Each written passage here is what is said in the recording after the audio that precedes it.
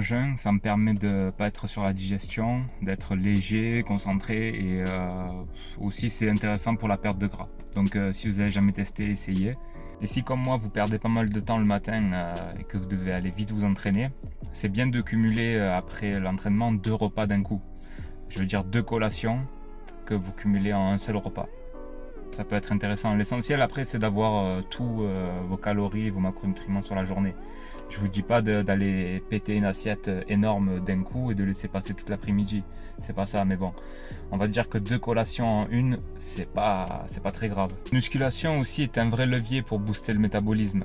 Contrairement au cardio où tu vas brûler beaucoup de calories sur le moment, mais tu vas mettre énormément de stress à l'organisme. Tandis que la musculation, une fois que tu as fini ta séance, tu rentres chez toi, tu vas recharger, tu vas prendre ta douche et aller dormir, tu continues à brûler du gras. Tu boostes le métabolisme vu que tu prends du muscle, donc c'est tout bénef. Pour que ça fonctionne bien, il faut que tu adaptes tes macronutriments selon ta journée. Donc tes sources de glucides, tes protéines, elles doivent être assez hautes, mais pareil, tu dois bien calculer en fonction de ta masse maigre et ne pas négliger les lipides, les matières grasses. C'est essentiel, tu vois, c'est même le macronutriment essentiel pour l'organisme. Ça va dépendre de ton métabolisme et de ta dépense énergétique journalière. Voilà, il faudra faire des tests, il faudra voir ce qui te correspond le mieux en diète et en entraînement aussi. De toute façon, c'est en testant sur plusieurs jours que vous allez vraiment trouver ce qui vous correspond le mieux. Quand même que ça reste du plaisir la musculation, enfin le sport en lui-même. Et pour le cardio, je varie selon les jours, selon l'énergie, selon l'envie. Des fois, ça peut être circuit training HIIT, ça peut être course à pied, vélo, endurance fondamentale. Ça dépend. Je varie pour le kiff et aussi parce que ça tape pas dans les mêmes valeurs énergétiques.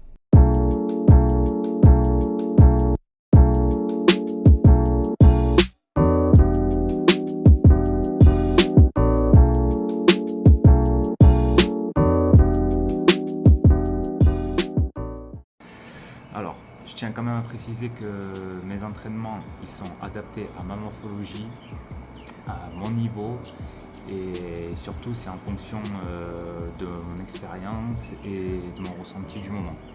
Donc je ne suis pas là pour imposer une méthode ni pour défendre une idéologie d'entraînement.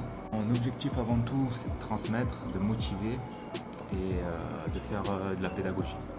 Et j'ai failli oublier le plus important aussi, c'est de faire de la prévention sur la compréhension du mouvement et sur la sensation et sur le respect du corps. Alors je ne recommande pas de faire exactement les mêmes mouvements car tout le monde est différent.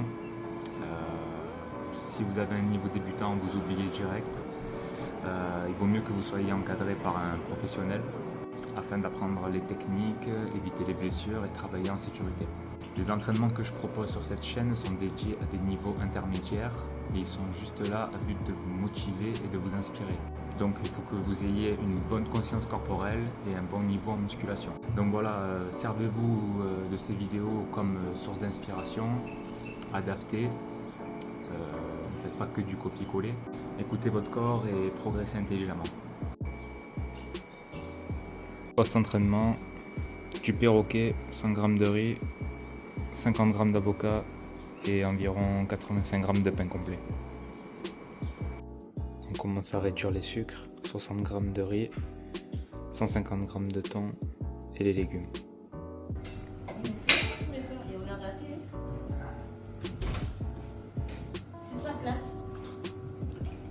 Donc je fonctionne en cycle glucidique, c'est-à-dire qu'il y a des jours où je vais avoir pas de glucides, il y a des jours où je serai moyen en glucides, il y a des jours où je serai haut et il y a des jours où je ferai des recharges glucidiques.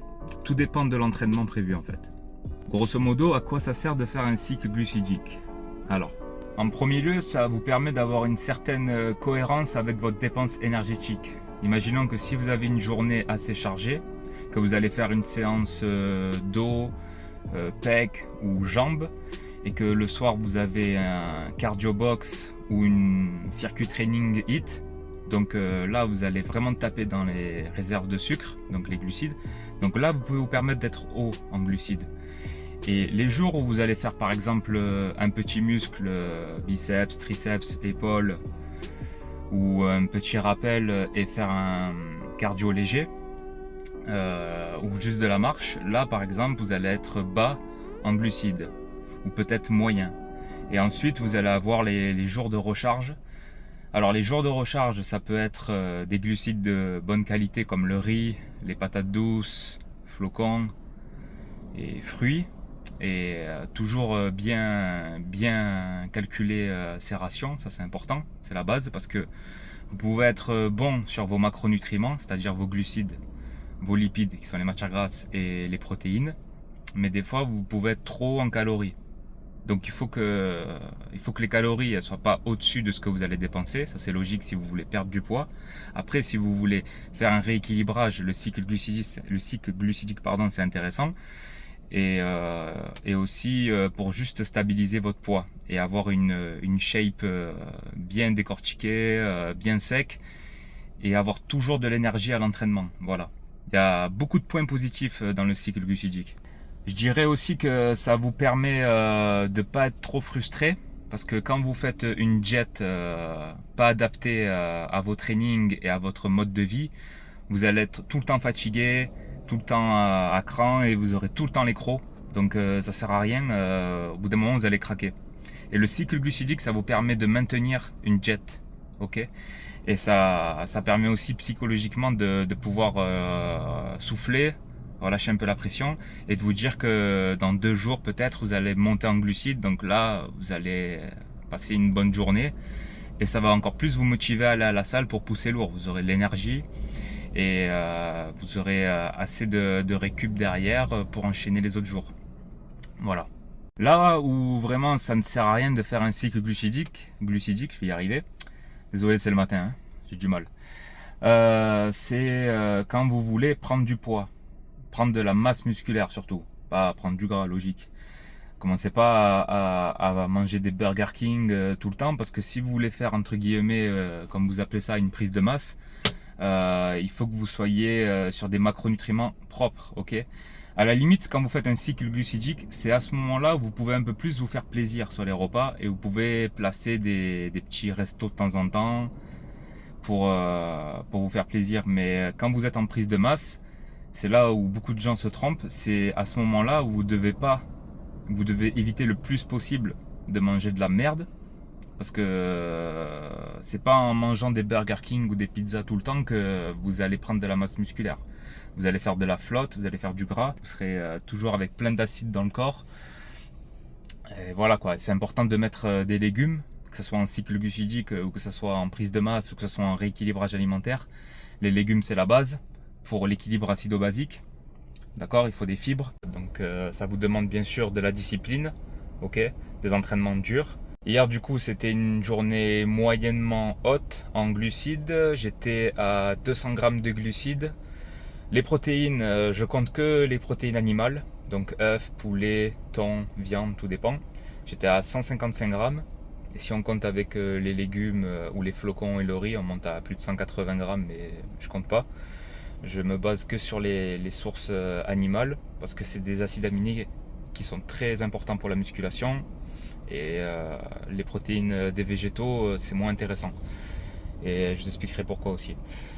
Et en lipides, en matière grasse, je suis toujours à 40 grammes. J'essaye de ne pas dépasser les 60 grammes de lipides. Voilà. Et peut-être que je reviendrai aussi sur ça avec les compléments alimentaires pour vous dire quoi prendre et ne pas prendre. Voilà quoi. Je m'étale pas plus les gars. J'espère que la vidéo vous plaira. Laissez un commentaire et je vous dis à la prochaine.